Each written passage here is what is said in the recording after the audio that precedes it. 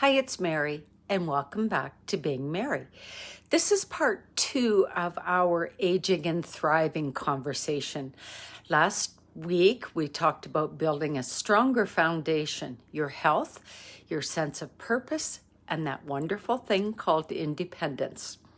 Today, we're going to dig into the heart of it all, which is connection, your home space, and how to keep life fresh and exciting no matter your age.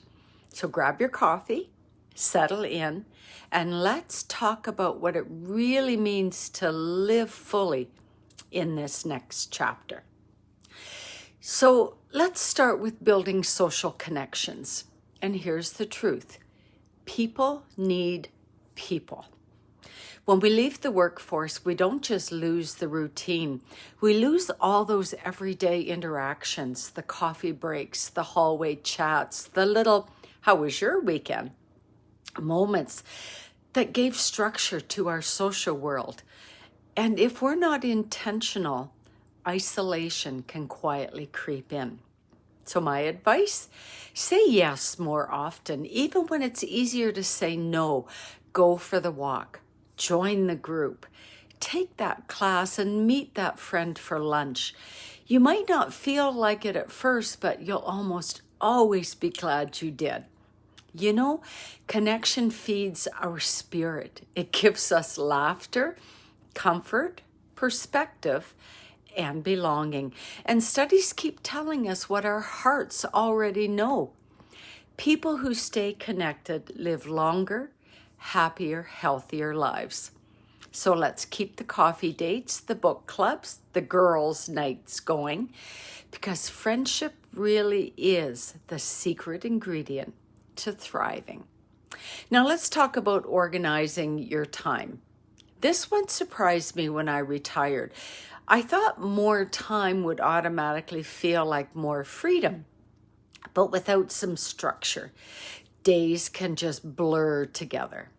You know that feeling where you wake up and think, wait, what day is it again? And then I check my calendar. Think about creating a loose rhythm. Maybe Mondays are for errands, Wednesdays for hobbies, Fridays for catching up with friends.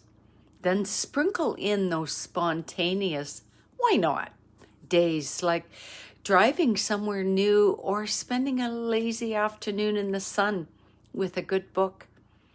It's that balance between structure and surprise that keeps retirement from feeling like a rerun.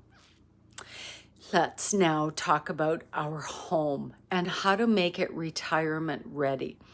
Because the space we live in shapes how we feel every single day. This is the perfect time to make it fit you now. Clear out what no longer serves you, not just the clutter, but the stuff that carries old energy. And by the way, your children will thank you. Create space for what you love. Maybe a cozy reading chair, an art nook, maybe a meditation corner.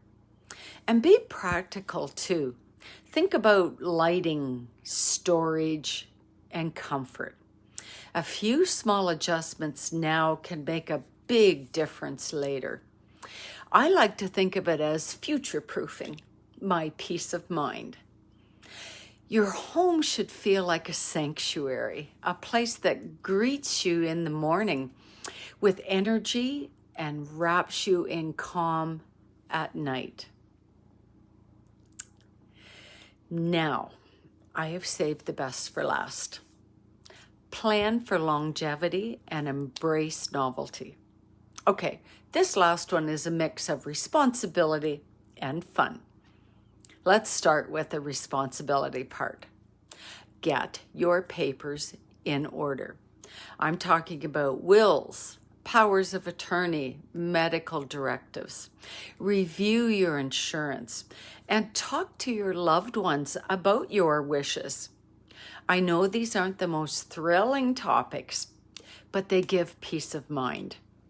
You're not just planning for the end. You're freeing up your energy to live right now. These are conversations that my husband and I had many years before retirement, and I'm so thankful that we did. Now for the fun part. Embrace novelty. Do something new. Learn something new. Go somewhere new. The older we get, the easier it is to stick with what's familiar. The same coffee shop, the same walking route, the same shows on TV. But novelty keeps our minds sharp and our hearts awake. So be brave enough to be a beginner again. Try painting, learn a language, take a cooking class, or just explore a nearby town.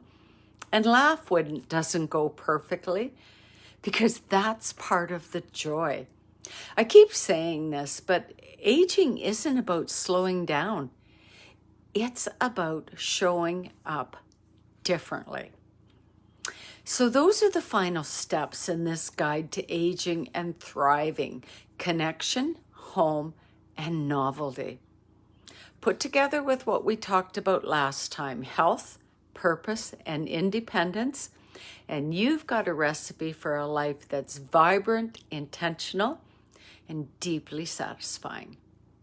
Remember, retirement isn't the end of your story. It's the start of a brand new chapter, one that you get to write exactly the way you want.